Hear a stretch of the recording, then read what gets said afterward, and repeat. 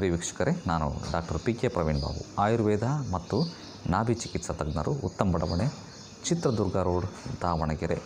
ವೀಕ್ಷಕರೇ, ಇವತ್ತು ತಿಂದಿರೋದನ್ನು ಅರಗಿಸೋದು ಹೆಂಗೆ ಅಂತ ತಿಳ್ಕೊಳ್ಳೋಣ. ತಿಂದುಬಿಡ್ತೀವಿ ಆಸೆಪಟ್ಟು, ಫಂಕ್ಷನ್ಗಳಿಗೆ ಎಲ್ಲೆಲ್ಲ ಹೋಗ್ತೀವಿ, ಮದುವೆ ಸಮಾರಂಭಗಳಲ್ಲಿ ವಿವಿಧ ಮೃಷ್ಟಾನ್ನ ಭೋಜನಗಳಿರ್ತದೆ. ಹೊಟ್ಟೆ ತುಂಬಿದರೂ ಬಿಡಲ್ಲ, ಹದಿಮೆ ತಿಂದುಬಿಡ್ತೀವಿ. ಅರಗಿಸ್ಕೊಳ್ಳೋದು ಹೆಂಗೆ? ಅರಗಿಸ್ಕೊಂಡ್ರೆ ಮಾತ್ರ ನಿಮಗೆ ದೇಹಕ್ಕೆ ದಕ್ಕದು ವೀಕ್ಷಕರೇ. ತಿಂದು ಮಾತ್ರಕ್ಕೆ ನಿಮಗೆ ದೇಹಕ್ಕೆ ದಕ್ಕಲ್ಲ, ಅದು ಪೂರ್ತಿ ರಕ್ತ ಆಗಲ್ಲ. ಅರಗಲಿಲ್ಲ ಅಂತಂದರೆ ನೀವು ಅಮೃತ ಕುಡಿದ್ರೂ ಕೂಡ ವೇಸ್ಟ್. ಅದು ಸೀದಾ ಹೆಂಗೆ ತಿಂದಿರ್ತಾರೋ ಹಂಗೆ ಹೊರಗಡೆ ಬರ್ತದೆ. ಪ್ರಯೋಜನ ಏನು ತಿಂದು? ಸೊ ತಿಂದ ನಂತರ ಅರಗಿಸ್ಲಿಕ್ಕೆ ದಿ ಬೆಸ್ಟ್ ವಿಧಾನ ಅಂತಂದರೆ ತಾಂಬೂಲ ಸೇವನೆ. ವೀಳ್ಯದೆಲೆ, ಒಂದಿಷ್ಟು ಅಡಿಕೆನೂ ಹಾಕ್ಕೊಳ್ಳಿ, ಪರವಾಗಿಲ್ಲ, ಒಂದಿಷ್ಟು ಸುಣ್ಣ, ಅದಕ್ಕೆ ಬೇಕಾದರೆ ಸ್ವಲ್ಪ ಜೀರಿಗೆ, ಸ್ವಲ್ಪ ಅಜ್ವಾನ, ಸ್ವಲ್ಪ ಒಣ ಕೊಬ್ಬರಿ ಹಾಕ್ಕೊಂಡು ಅಗಿಬೇಕು. ಅಗದಾಗ ಏನಾಗ್ತದೆ, ತಿಂದಂಥ ಆಹಾರವನ್ನು ಜೀರ್ಣ ಮಾಡ್ತದೆ. ಈ ತಾಂಬೂಲದಲ್ಲಿ ಜೀರ್ಣ ಪ್ರಕ್ರಿಯೆಯನ್ನು ಇಂಪ್ರೂವ್ ಮಾಡಲಿಕ್ಕೆ ಬೇಕಾಗಿರುವಂತಹ ಒಂದು ತೀಕ್ಷ್ಣತರವಾದಂತಹ ರಸ ಇದೆ, ರುಚಿ ಇದೆ, ಕಟು ರಸ ಇದೆ, ಖಾರ ಇದೆ ಎಲೆಯಲ್ಲಿ. ನೋಡಿದ್ದೀರಾ? ಅಭ್ಯಾಸ ಇಲ್ಲದೇ ಇರೋ ಅಂಥವ್ರು ಎಲೆ ಹಾಕ್ಕೊಂಡ್ರೆ ನಾಲಿಗೆ ಪೋಟು ಬೀಳ್ತದೆ.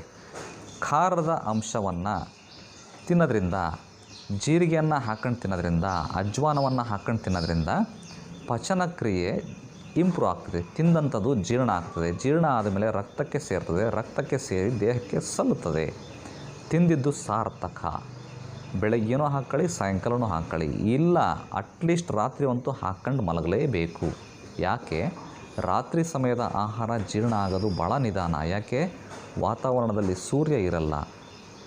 ಸೂರ್ಯ ಮುಳುಗಿದ ಮೇಲೆ ನೀವು ಊಟವನ್ನು ಮಾಡ್ತೀರಿ. ಸೊ ಆವಾಗ ಜೀರ್ಣ ಪ್ರಕ್ರಿಯೆಯನ್ನು ಇಂಪ್ರೂವ್ ಮಾಡಲಿಕ್ಕೆ ಈ ಥರ ತಾಂಬೂಲ ಸೇವನೆ ಒಂದು ವಿಧಾನ. ಇನ್ನೊಂದು ವಿಧಾನ, ಜೀರಿಗೆ ಕಷಾಯವನ್ನು ಬೆಳಗ್ಗೆ ಮತ್ತು ರಾತ್ರಿ ಕುಡೀರಿ. ಮತ್ತೊಂದು ವಿಧಾನ, ಊಟದ ಮೃಷ್ಟಾನ್ನ ಭೋಜನದ ನಂತರ ಮಜ್ಜಿಗೆಗೆ ಒಂದು ಚಿಟಿಕೆ ಹಿಂಗನ್ನು ಹಾಕ್ಕೊಂಡು ಕುಡಿಯೋದ್ರಿಂದನೂ ಕೂಡ ಜೀರ್ಣ ಪ್ರಕ್ರಿಯೆ ಸುರಳಿತವಾಗಿ ಆಗುವಂತಹ ಸಾಧ್ಯತೆ. ಇವೆಲ್ಲವನ್ನೂ ಮಾಡಿ ಪ್ರಯೋಜನ ಆಗಲಿಲ್ವಾ?